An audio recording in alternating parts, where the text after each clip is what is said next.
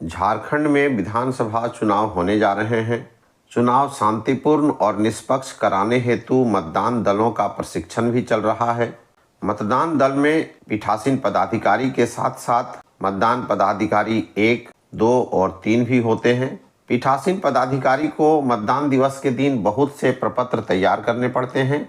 उन प्रपत्रों में एक प्रमुख प्रपत्र है 17C, रिकॉर्ड किए गए मतों का लेखा। यह ईवीएम पेपर कवर के साथ जाता है।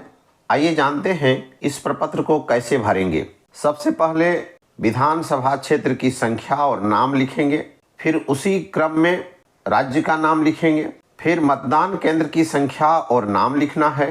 तत्पश्चात कंट्रोल यूनिट की क्रम संख्या, बैलेट यूनिट की क्रम संख्या, वीवीपैट की क्रम संख्या लिखी जानी है। क्रम संख्या 1 में मतदान केंद्र के लिए नियत निर्वाचकों की कुल संख्या, मतदाता सूची के पहले पृष्ठ में कुल निर्वाचकों की संख्या लिखी रहती है, उसे लिखना है। क्रमांक 2 में मतदाता रजिस्टर प्रारूप 17 क में यथा प्रविष्ट मतदाताओं की कुल संख्या यानी कुल मतदान कितना हुआ, यह संख्या लिखी जानी है। क्रम संख्या 3 में नियम 49O के अधीन मत रिकॉर्ड नहीं करने का विनिश्चय करने वाले मतदाताओं की संख्या।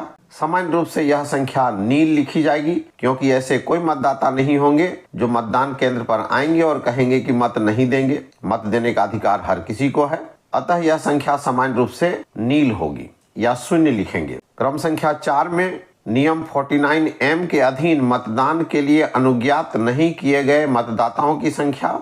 यहाँ जो संख्या भरी जाएगी सामान्य रूप से नील होगी या शून्य लिखेंगे। लेकिन यदि कोई मतदाता मतदान केंद्र पर आता है और मतदान की गोपनीयता को भंग करता है या आचार संहिता से संबंधित कोई उल्लंघन करता है, तो पीठासीन पदाधिकारी को यह अधिकार है कि उसे मत देने से रोका जाए।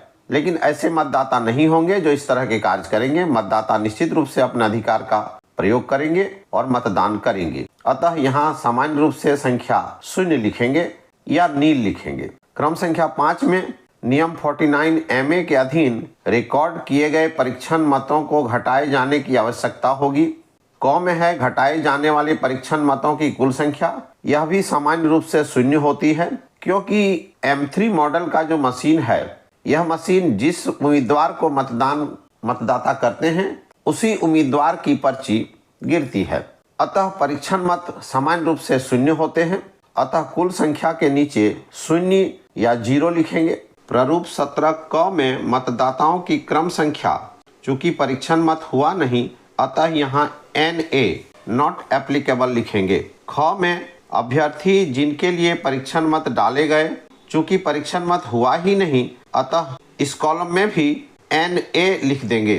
क्रम संख्या 6 में वोटिंग मशीन के अनुसार रिकॉर्ड किए गए मतों की कुल संख्या, यहाँ भी वही संख्या होगी जो 17 क में संख्या थी। क्रम संख्या 7 में क्या मद 6 के सामने यथादर्शित मतों की कुल संख्या मद 2 के सामने यथादर्शित मतों की कुल संख्या घटाओ मद 3 के सामने यथादर्शित मत रिकॉर्ड नहीं करने का विनिश्चय करने वाले मतदाताओं की संख्या घटाओ मद 4 के सामने यथादर्शित मतदान करने के लिए अनुज्ञात नहीं किए गए मतदाताओं की संख्या से मेल करती है अथवा कोई त्रुटि देखने में आई है। यहाँ आप लिखेंगे हाँ मेल करती है।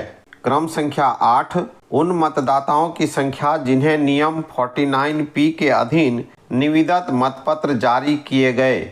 आज की तारीख में सामान्य रूप से निविदत मतदान नहीं होते हैं, अतः यहाँ भी आप नील या शून्य लिखेंगे। क्रम संख्या 9 निविदत मतपत्रों की संख्या। क प्रयोग के लिए प्राप्त निविदत मतपत्र प्रयोग के लिए 20 प्राप्त होते हैं, अतः कुल के नीचे आप 20 लिखेंगे और क्रम संख्या में निविदत मतपत्रों की क्रम संख्या लिखना है। ख निर्वाचकों को जारी किए गए, चूंकि निविदत मतदान हुआ ही नहीं, अतः कुल के नीचे शून्य लिखेंगे और क्रम संख्या में NA लिख देंगे। ग में अप्रयुक्त और वापिस किए गए, तो चूंकि निविदत मतदान हुआ ही नहीं, अतः 20 निविदत मतपत्र जो प्राप्त हुए थे उसे वापिस करना है, अतः कुल के नीचे 20 लिखेंगे और क्रम संख्या के नीचे उनकी क्रम संख्या को लिख देंगे। अर्थात गौ में वही लिखा जाएगा जो क में लिखा गया था। क्रम संख्या 10, पेपर सीलों का लेखा। 1, प्रदाय की गई पेपर सील।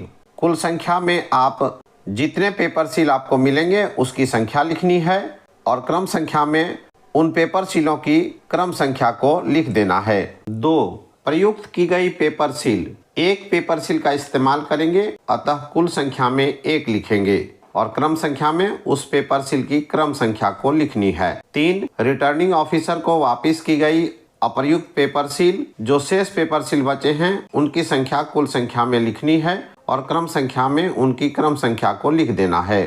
4, क्षतिग्रस्त पेपर सील यदि कोई हो तो कुल संख्या में लिखनी है और क्रम संख्या में उसकी क्रम संख्या को लिखना है।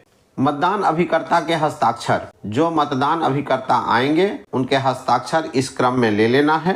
अंत में मतदान की तारीख और स्थान में बूथ का नाम और संख्या लिख देनी है। पीठासीन पदाधिकारी अपना हस्ताक्षर करेंगे, साथ ही प्रभेदक चिन्ह लगाएंगे।